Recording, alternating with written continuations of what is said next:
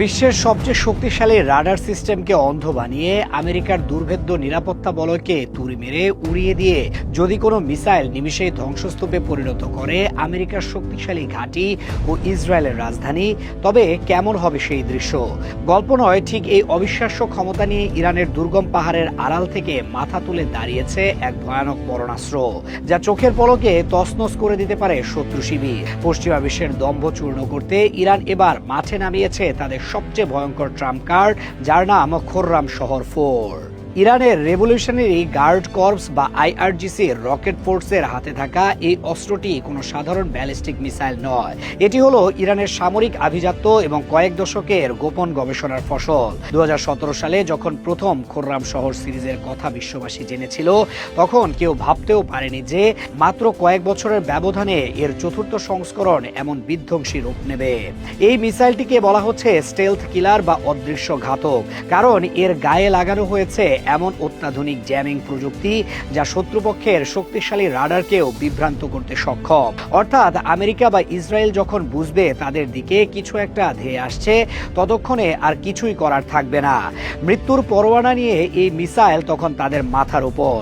এই মিসাইলটির সবচেয়ে ভয়ঙ্কর দিক হলো এর অবিশ্বাস্য গতি এবং আঘাত হানার সময়।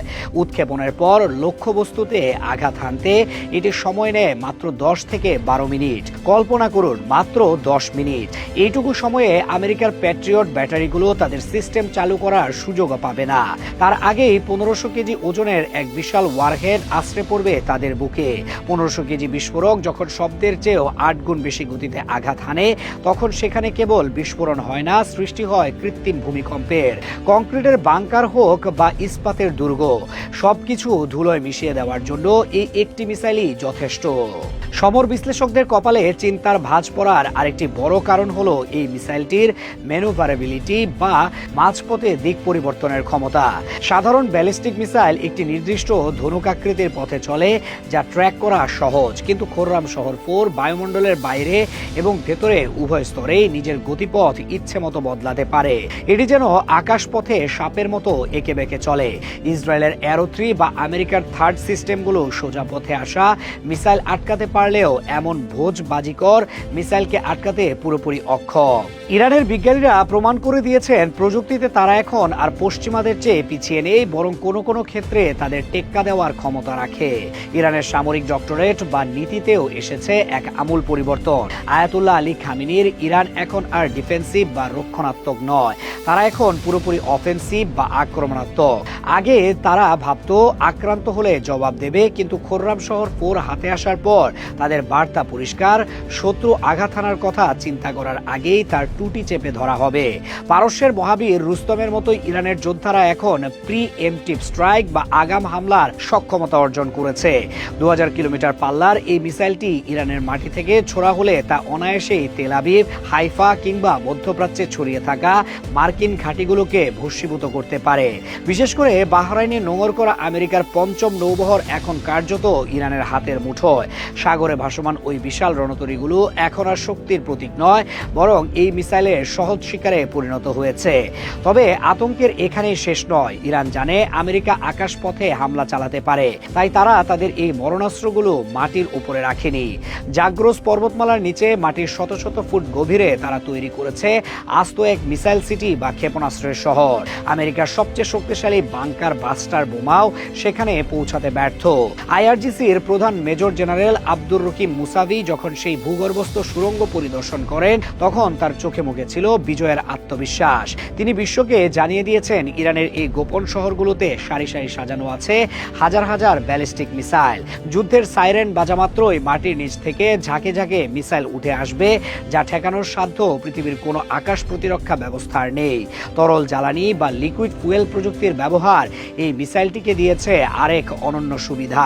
সলিড ফুয়েলের মিসাইল প্রস্তুত করতে সময় লাগে, কিন্তু খোররাম শহর 4 এর বিশেষ জ্বালানি প্রযুক্তি প্রযুক্তির কারণে এটি উৎক্ষেপণের জন্য প্রস্তুত হতে সময় নেয় 15 মিনিটেরও কম।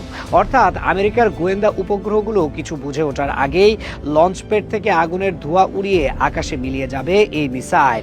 এই ক্ষিপ্রগতি একে করে তুলেছে অপ্রতিদ্বন্দ্বী।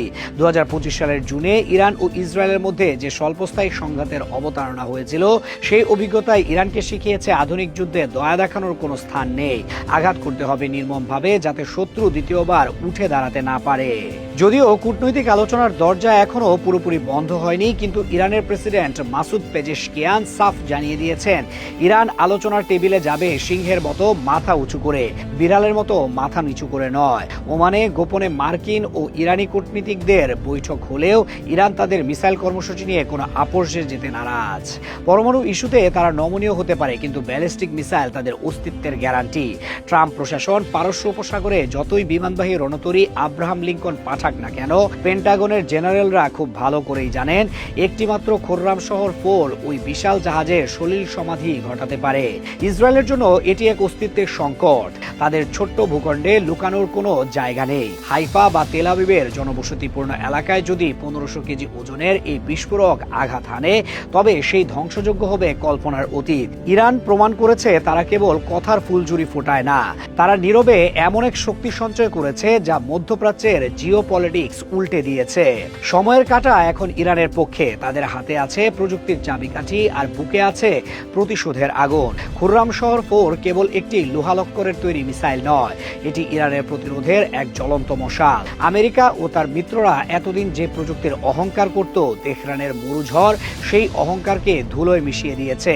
বিশ্ববাসী এখন তাকিয়ে আছে কবে, কোথায় এবং কিভাবে এই অদৃশ্য দানব তার চূড়ান্ত ক্ষমতা প্রদর্শন করবে।